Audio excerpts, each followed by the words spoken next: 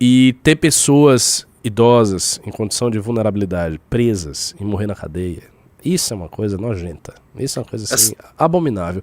Assim, a postura toda do Alexandre de Moraes e do STF nisso tudo é uma postura nojenta, é uma postura desprezível. Você sabia que teve uma manifestação essa semana? Não teve ninguém nessa manifestação, né? Absolutamente. Teve uma manifestação com o Bolsonaro, com o Nicolas, com todo mundo. 4 mil pessoas. Nossa. Coloca as imagens. Senhora. E ninguém ficou sabendo. Eu não sabia. Ninguém ficou sabendo disso, velho. Foi a tal marcha da anistia lá, ô Julito? Isso, aonde é isso aí? Brasília? Brasília, né? Meu Deus. Puts. Parece uma feira. Cara, foi basicamente um ato, né? É um ato, mas muito... É um ato, a gente chama pessoas pra fazer... Se a gente chamar um ato, vai ter mais ou menos isso aí, tá? A gente levou gente... Quando a gente levou gente pra Brasília, a gente juntou uma boa galera, e era militante nosso. Eles chamaram um ato com todos os astros do bolsonarismo. Nessa manifestação não foi ninguém, tanto que eles esqueceram, não tem ninguém falando nas redes sociais dessa manifestação, porque eles querem... Pô.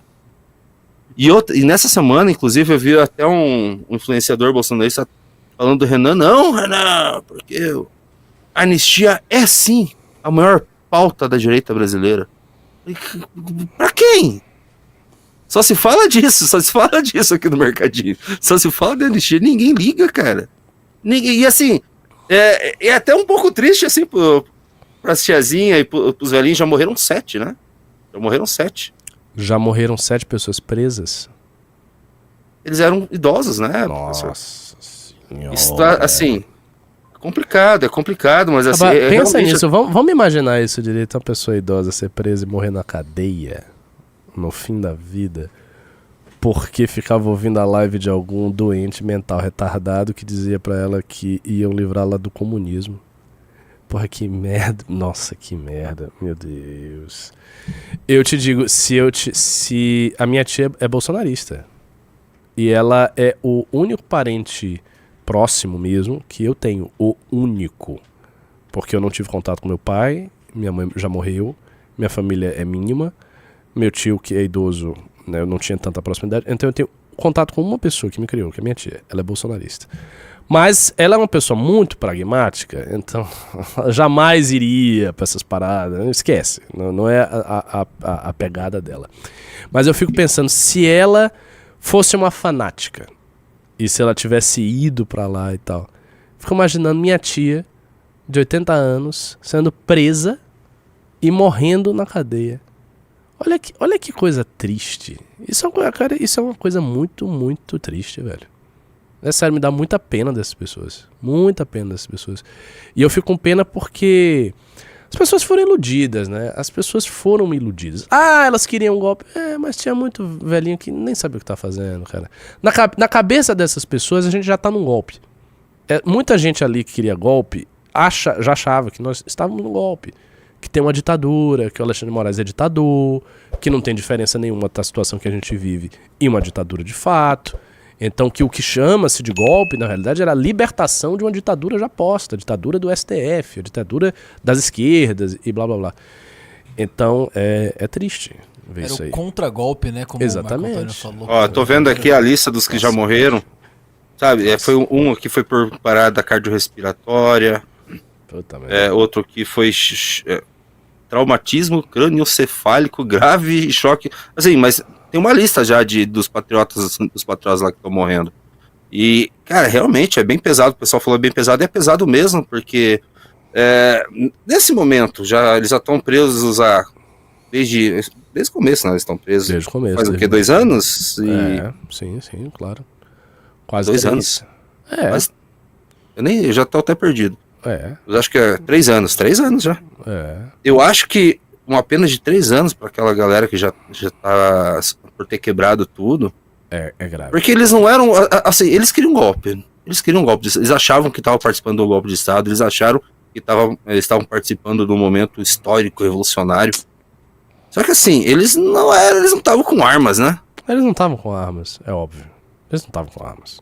Eles não foram pessoas que estavam armadas e enfrentaram o Estado brasileiro num golpe de Estado, de fato. O golpe não ocorreu. Então, assim, isso é importante dizer. Não houve golpe. Houve uma intenção de golpe. Houve pessoas mobilizadas para um golpe, mas não houve golpe nenhum. Não houve golpe. E ter pessoas idosas em condição de vulnerabilidade, presas e morrer na cadeia, isso é uma coisa nojenta. Isso é uma coisa assim, abominável. Assim, a postura toda do Alexandre de Moraes e do STF nisso tudo é uma postura nojenta, é uma postura desprezível. A postura da esquerda é nojenta e desprezível. E a postura do bolsonarismo é mais nojenta e mais desprezível ainda. Porque foi a causa que iludiu essas pessoas, as enganou e empurrou elas neste precipício. Então, assim, é um conjunto de tanta maldade que você olha assim, você vê, pô, isso aqui é o retrato do Brasil, né? O retrato do Brasil é velhinhos iludidos, abobalhados por verem influenciadores mentirosos, um bolsonarismo irresponsável que o jogou nessa situação, um STF cruel que prende essas pessoas, mas alisa a cabeça de criminoso, de traficante.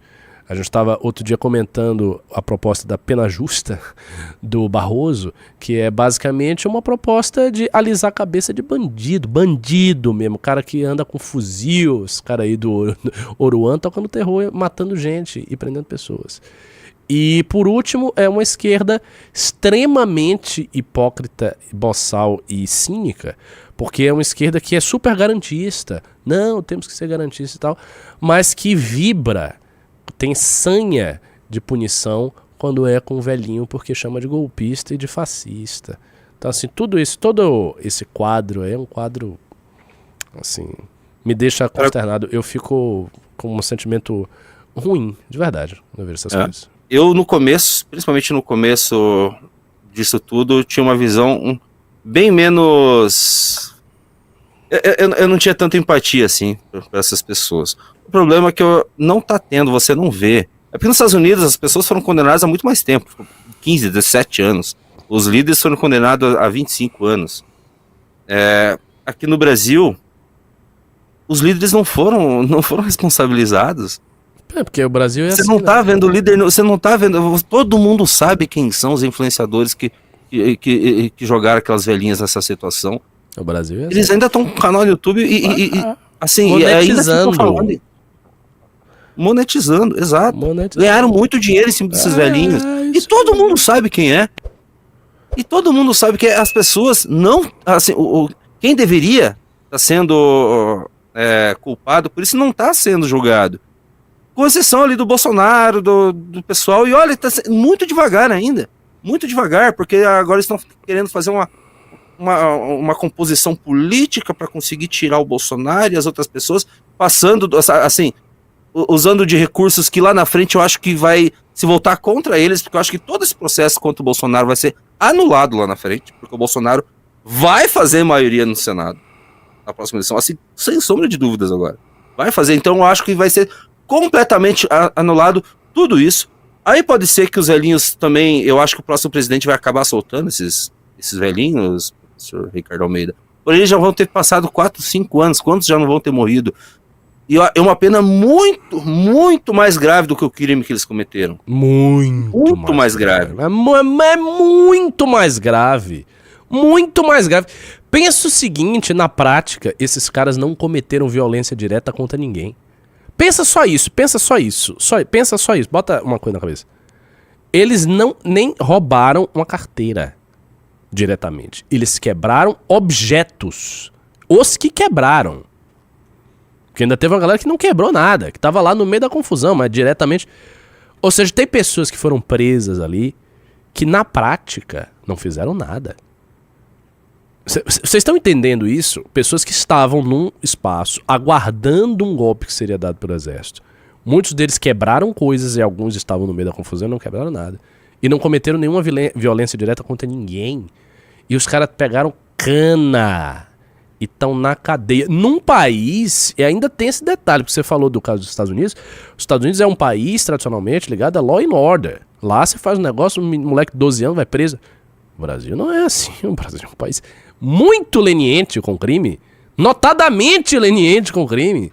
Tão leniente contra o crime que a gente, com crime que a gente precisa fazer projetos de lei para aumentar a pena e tal.